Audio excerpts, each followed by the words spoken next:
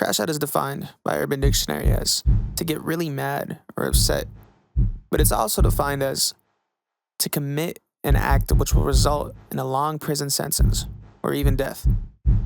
The second definition is a lot more relevant for today's video. And the 19th century is, the one before the 20th, after the 18th, but also when our story takes place. That story being Green Blood, and it's a red-hot, true blue, or green in this case, revenge story for the ages. But first, a message from our sponsor. Just kidding, there is no sponsor, only the Patreon. The Patreon? The Patreon? Yes, the Patreon, ladies and gentlemen and non-binary folk, we now have a Patreon. A Patreon where if you become a member, you'll... a Patreon where you become... okay, damn, bro. Damn. All right, okay, get it out. As I was saying, a Patreon where if you become a member, you'll get every video ad-free, early access to upcoming videos as they're made, a vote on which video gets a part 2, a special shout-out in a video, food, yes, actual food. The first person to join will get a cake, an actual cake, an honest-to-God cake, a warm feeling because you're doing a good thing, making a difference, a friend group, I will be your friend, a family, we are family, a community, we love you, a hug, bring it in, all my love and affection, hearts, and more. I don't know what the more will be, but there will be more. Probably, maybe. Yeah. All for a humble, modest $5. If you would be so generous, thank you kindly. And if you can't, no worries. You can always just regular subscribe. Help us hit 10 subscribers. The big 10. Pretty please, at least consider it. All right, calls to action aside. Now onto the rest of the video. And bear witness to the most justified crash out of the 19th century. Oh, he said the title. Chills, goosebumps.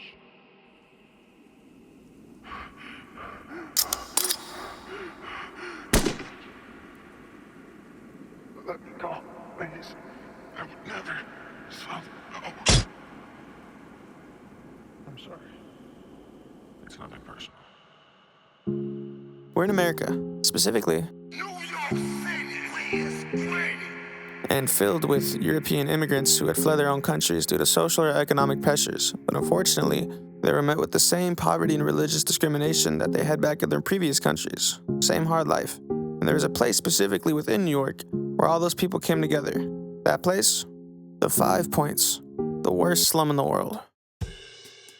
We open with a hung body, GD, carved into his chest, gravediggers, someone says. But everyone's looking around like it's casual. And a boy calls Luke over, speculating about how the body must be a part of some other gang war. And Luke's giving off protagonist vibes, but he's not having it. He's not interested in the gang talk. So Luke and this other guy keep it pushing. He's not feeling their job and he wants to quit to join a gang. We learn his name's JJ. When Luke's like, bruh. But JJ doubles down. He wants to get his money up, not his funny up. Go out in the field and get some motion. The American dream. And Luke's like, look around, bruh. Where do you see the American dream? Prostitution, mugging, murder. Every kind of criminal could do whatever they want in this place. Every day, thousands of immigrants come in for the American dream, but in reality, if you're not rich, you just die in an alley or end up in the streets as a beggar or prostitute. Even if you're lucky, the best you could do is work as a laborer living day to day. And Luke blames the gangs and the politicians, only thinking of people as something to exploit. Kind of based. But I just want to reiterate, for the prostitution part, he means more like forced prostitution, sex trafficking, material violence, physical violence, coercive conditions, the whole 9 yards. And unfortunately, we're going to see some of that in this manga. Won't get too graphic, but if you're sensitive to, physical violence, sexual violence, things of that nature, take this as a trigger warning. And I can't speak for him because he's a fictional character, but I think Luke's pro-sex work. I think his issue is more with the conditions around the sex work. All right, back to the video. Same time, another place. G. McDowell's bar. We see some GGD members talking about someone called the Grim Reaper, hitman for the gravediggers, and probably the one who killed, the guy from earlier. And he's apparently living up to his name because he's done more than 20 jobs for them in the last 6 months. Grim Reaper my ass. Yes, sir, Kip. Says someone in response. Look, that's my voice. That's Kip, and that was my voice for him. I'm still working it out. Be easy, be kind. I'm trying something, all right? Later that night, Luke and JJ are chopping it up on their way back from work. The two go their separate ways, and when Luke's walking back, He hears a shriek coming from an alleyway, rushes over to see what's happening. He sees a woman being mugged. Hey! Luke says with some bass in his voice, "Let's go, Luke." Luke then employs some empathy. He's like, "This woman probably got off the boat today. She finally made it to this country after how many dozens of days. She came hoping for freedom. You guys should understand." And this guy's like, "Yeah, that's a good point. Freedom. You know what? You're lucky. Thanks to this kid, I'm gonna set you free." And she's like, Thank you. What? "Isn't that nice? Now you're free." What have you done? Luke gets thrown into the wall. The guy says he was gonna sell the woman, but now he can't. Learns Luke only has 50 cents on him. And he's like, "How about it? Should I set you free too?" A menacing figure emerges from the shadows. Or farming, some would say. But whatever. Maybe he's just like that. "What?" Guy exclaims as the gentleman proceeds closer. And observant viewers, only the smartest viewers, will have noticed this is the guy from the beginning of the manga. So we know he's like that. A grim reaper of sorts. He then hands him a pocket watch and apologizes on Luke's behalf, and he lets the pair go. Luke then apologizes to him, and we learn his name's Brad, and they live in the same house, and they're brothers. Luke feels sorry that Brad had to give away his watch because it belonged to the dad. The two chop it up. It's honestly so wholesome. And then they go to sleep. Or one of them does. You already know, Brad's menacing ass is in a full fucking sprint into the middle of the night, into the darkness, into the shadows. Put in the Grim and Grim Reaper. He's about to reap what has been sown. He's Grim Reapering. That's the big fucking reap. Big Grim.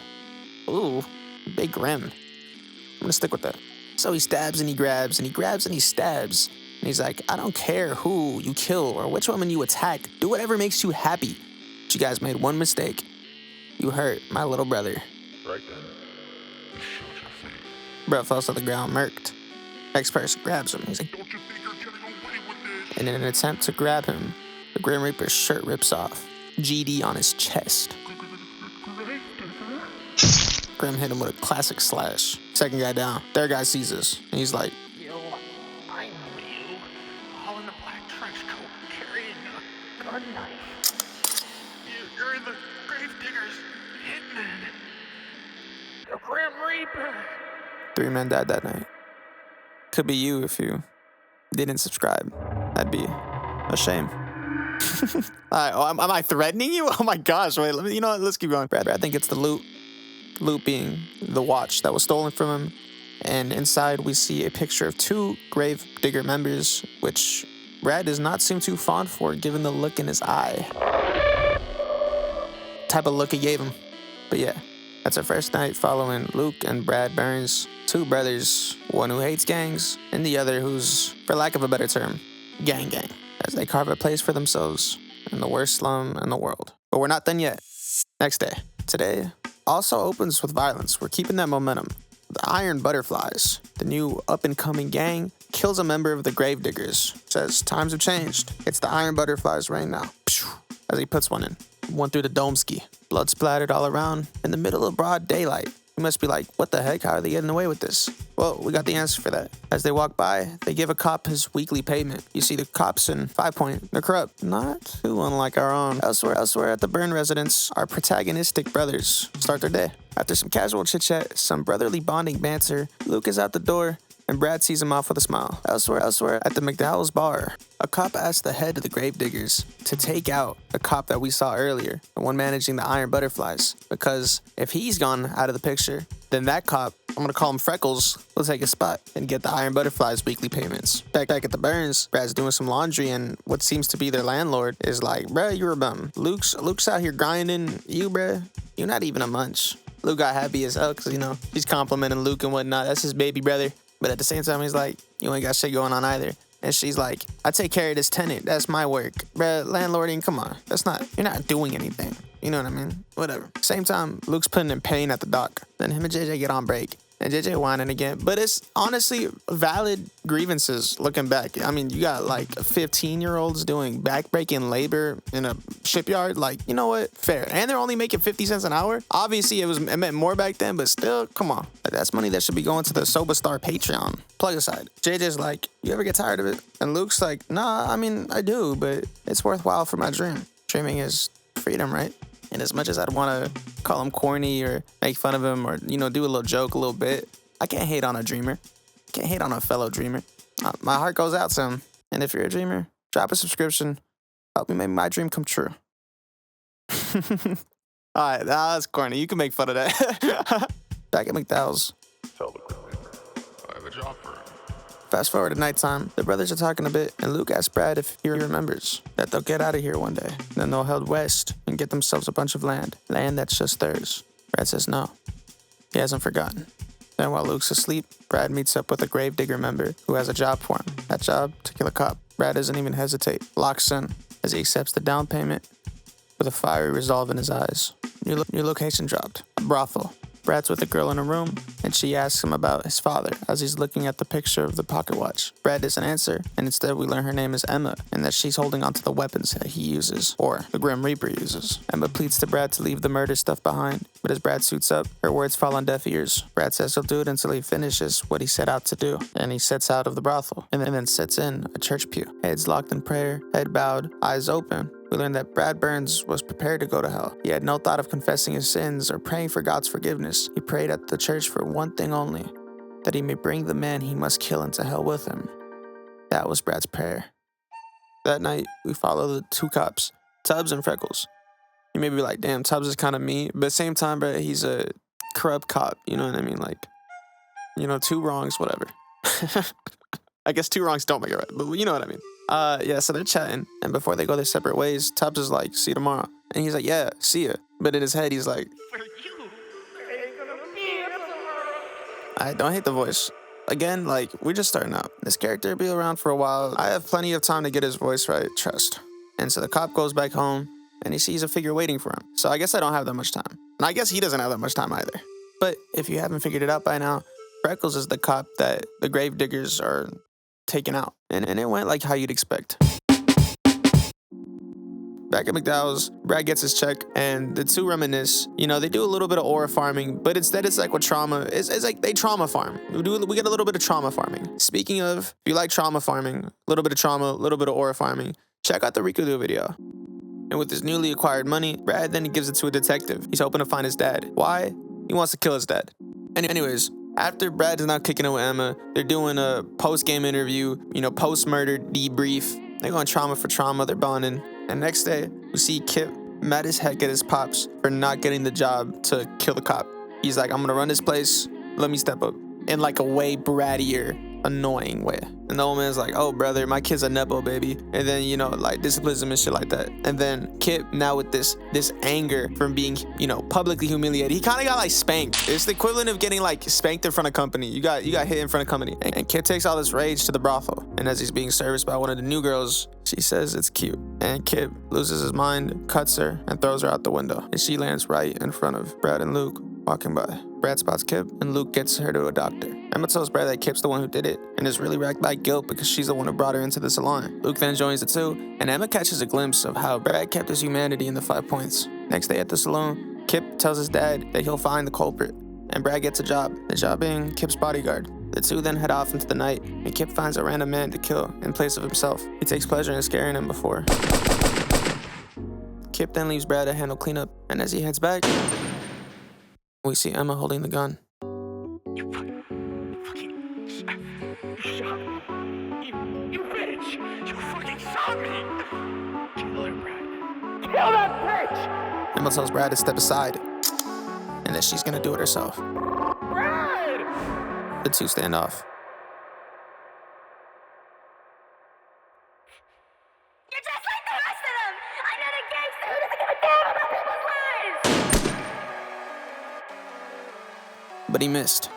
He tells Emma to go to his place and have Luke take a look. He says Kip isn't worth it. His life isn't worth her dirtying her hands over. He says $10. That's his fee. Emma then runs off into the night. Brad, what the hell? Why did you kill her? You bastard. You know what'll happen if you go against me. Are you listening? I'm gonna tell my father about this. Don't worry, Emma. It's my job to do the dirty work. We see the boss and two of his men. He's like, I know what Kip did. It's unforgivable. But he's my son. He's one of mine. And if you take one of mine, I'll take one of yours. Your little brother, Luke Burns.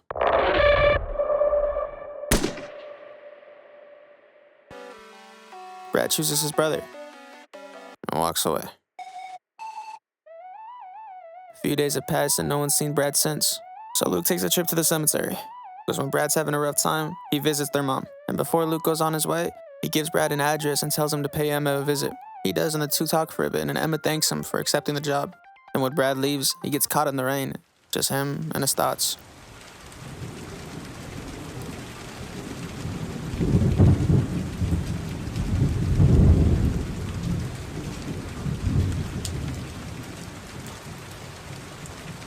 Elsewhere, we're introduced to Butterfly Circus, the hideout of the Irish gang, the Iron Butterflies. A scuffle breaks out in the function, and one guy's not having it. Cut to those people in said brawl, tied up on their knees, facing the water.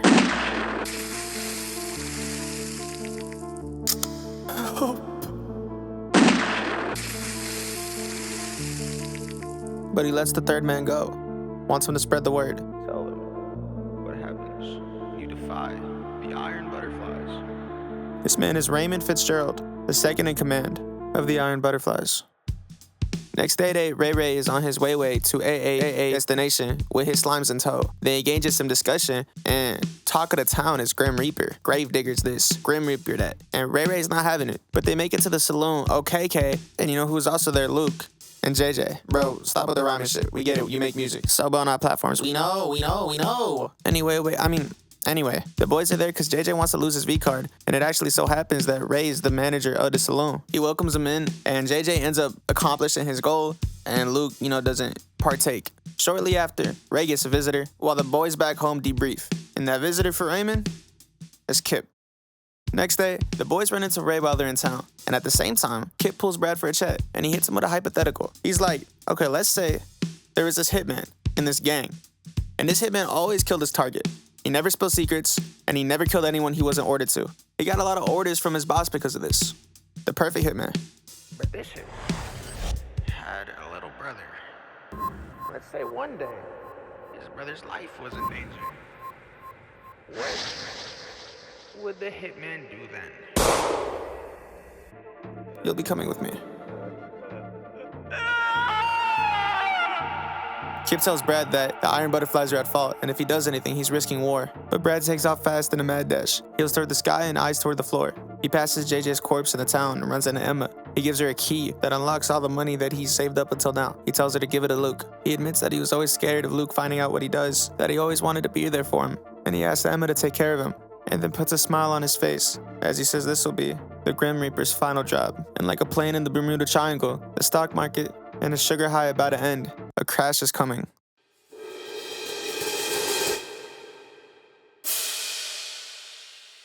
The Grim Reaper arrives.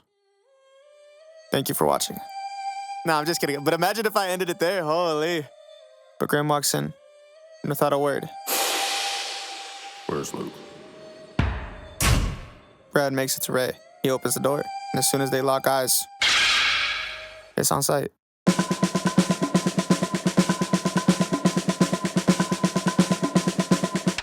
And as all of this is playing out, Luke wakes up. He gets his bearings. He walks through the carnage. He sees the devastation left in the wake of the Grim Reaper. He follows the path of bodies, a trail of corpses leading to his brother. And when he arrives, he opens the door to discover not just his brother, not the Grim Reaper, but Brad. Thank you for watching. It's time for real, though. All right, everyone, bring it in. Time for a parasocial power hour. A parasocial powwow, if you will. Now, when I started recording this video, I was at 9 subscribers. Now, I'm in the 900s. That's over 100 times growth. It's fucking crazy. Thank you. But what I really want to thank you for especially is these comments on the screen. You guys have been showing so much love. Just an outpour of positivity, jokes, laughter, good vibes, and that shit it just touched my heart. Like, I was dead emotional reading some of these comments and responding to every single one of them. Come on now. I was in there. I'm parasocial. Fuck it. I love y'all. All right, now you say it back. Everyone in unison goes, "We love you." I love you. I get it. All right, jokes aside. Well, my love isn't a joke, obviously, but I want to make a community. Like an actual community. Oh, it's a callback to the cake thing. By the way, I got the cake. We'll have some cake later. But before that, I want to ask y'all, what would you want to be called? Like, let me know in the comments, and then we can go from there and pick our favorite. And it can be anything. But don't make it like like tables. It's like, you guys want to be called the tables. You guys want to be called tables. I go in the comments, everyone's like, yes, tables, please. I'm like, really? And then after, I'm like scrolling through, I'm like, damn, not a single no. Everyone hype as shit for tables. Next video, I'm like, what's up, tables? And everyone's like, no way he said it, no way he said it, no way he said it, no way, no way. I can't. What am I doing? I'm actually by myself. I'm actually just talking to myself. I'm just schizophrenic, actually. Okay, all this aside, let me address what the people actually want to hear. There's been a lot of chatter in the comments about a part 2, and I got just a thing for that. With the expeditious amounts of growth this channel has been receiving, I'm gonna be a little bit bold, and I'm gonna put a goal. 2K subs, we get a part 2. I'll say it, boom. I'll say it. And then 3K subs, part 3, 4, 5, 6, 7, so on. And each time we can vote on which series gets the next part. I don't want to just be doing the same manga over and over again. Unless that's what you guys want, because this is honestly for you guys. This is giving back. Y'all could really just run Rikudo down mid like 80 times in a row. Y'all could make me the Rikudo guy. You know, it's like, hey, I respect it. It's like, hey, they know what they want. They know what they want. And what I want is to sit around the table and share this cake with you guys. Oh, wait, table. Yo, oh my gosh, wait, now that I think about it, you put food on a table. You know, it's like you put it on a table. Like, you know what? Tables is kind of growing on me. It's like I'm soft launching tables. Nah, you know, it kind of makes sense a little bit. Whatever. Yeah, see this cake though. Look at this cake that's been on the screen. Pretty yummy, right? Let's all share it. Just break bread together. I like the idea of ending every video breaking bread together. Fuck it. Fuck it, maybe we are the tables. Nah, I'm just kidding. Nah, but for real, I've always liked the idea of being a channel you could eat some food to. Like, you could eat dinner with it, you're on your lunch break, you're eating breakfast, whatever the case may be. And I love that, you know, communal aspect of sharing food with friends, you know? In a way, we're kind of like found friends. Alright, but yeah. I'm probably gonna start doing these more. I kind of like it. Kind of like just talking to you guys. So I might end the video like that from now on. A little parasocial powwow, I like that. I might just be talking to myself at this point, but you know, that's kind of who I am, actually. That's kind of just what I do. So, but if you are listening, if I'm not talking to myself at this point, thank you so much for listening. Thank you so much for watching. I'm gonna end this video with a song of mine. I make music, so on all platforms. The song's called Far Away. And yeah, I hope you enjoy. Thanks again. Bye. When did you get so far away? When did these flowers run away? When we had lost the pace? All of these colors have been washed to gray. But this ain't no black and white, meet me in the middle. I just wanna act right, showtime Jimmy Kimmel. Tiny violins when you play me like a fiddle. Can you be direct? I'm not good at solving riddles.